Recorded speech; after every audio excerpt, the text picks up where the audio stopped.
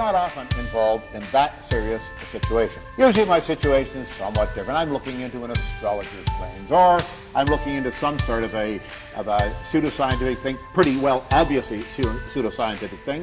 But I always have to remember an experience that occurred to me. We all have the easy answer of, well, I guess that's a ghost, or it must be paranormal. It could be poltergeist, and we walk away from it because we can't or won't look a little further into it. Some years ago, when I lived in New Jersey, well, my house, I must tell you, first of all, is a strange sort of a place. It's sort of a wayside stop for itinerant magicians, conjurers, mountebanks, various characters of ill repute who will come by, identify themselves to me, and there's always a spare bedroom or a sleeping bag available to someone or other. And I often walk in, I feed people there I've never seen before in my life, and pretty soon I get to think that I don't want to see them again either, because they drink up all my beer and never contribute. I came home after a couple of days away by car, very, very tired, and came in on a weekend, Saturday night, and my foster son Alexis was in the kitchen, and he was helping a couple of magicians drink up the beer.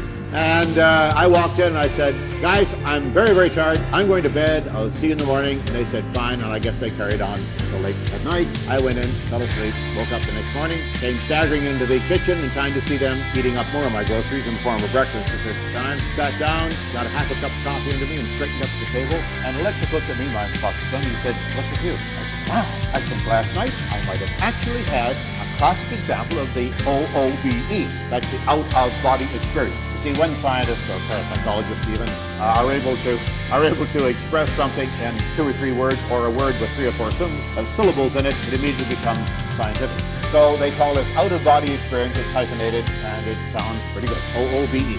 It means that you somehow find yourself out of your body, looking down on it, or from a distance, or whatever. And Alexis looked at me and said, sure. You? I said, hey, gotta be honest. It appears to me as if I did undergo such an experience. Okay, give us a description. And the 2 magicians at the table leaned closer over their bacon and eggs, wanted to hear what I had to say. I said, well, I remember waking up in the middle of the night. I remember last night I couldn't get to sleep. I was super tired, but then of course as soon as you hit the mattress, staring at the ceiling, and that happened to me. So I turned on the television receiver and had some program or other on it, and it went on and on and on, and I guess I fell asleep. And I remember waking up middle of the night, and I felt that I was in a position like this, spread-eagled against the ceiling of my bedroom, and I'm looking down at this bed, rather large bed, I crash around a lot at night, and Alice, who was my black cat at that time, of course, was curled up in the middle of the bed, so that I had to be way over at one side, and I was way over at one side trying not to disturb the cat. Of course, you wouldn't dare do that.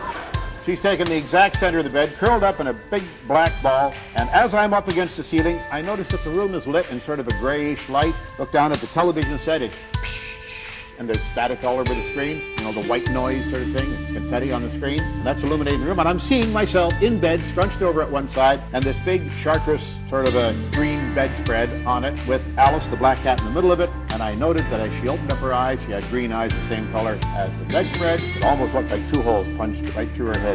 She looked at me, and as cats do, she went right back to sleep.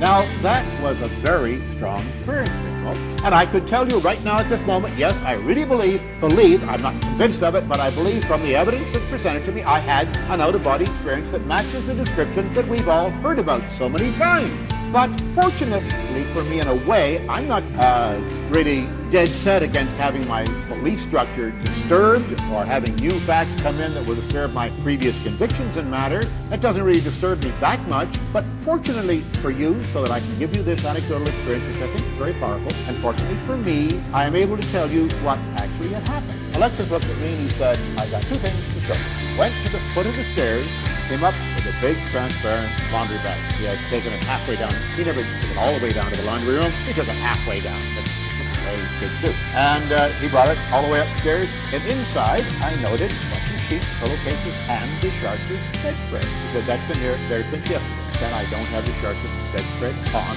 my bed. I dashed to the door, looked in, and it was just, oh God, I lost it someplace, thank goodness. It was a terrible hunting scene.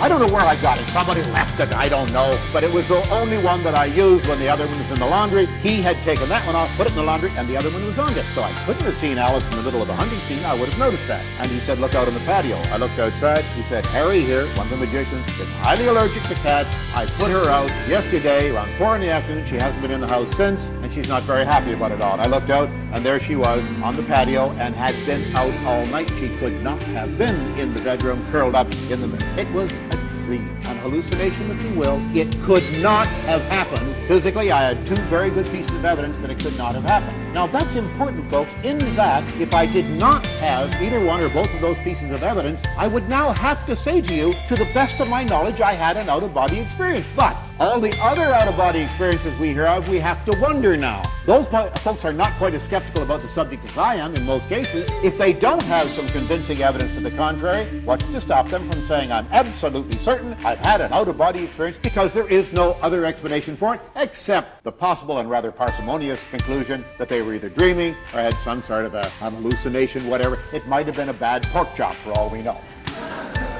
Now, I ask you to consider that carefully, and please don't forget it, because it is a good example of how even the arch skeptic could possibly have been taken in.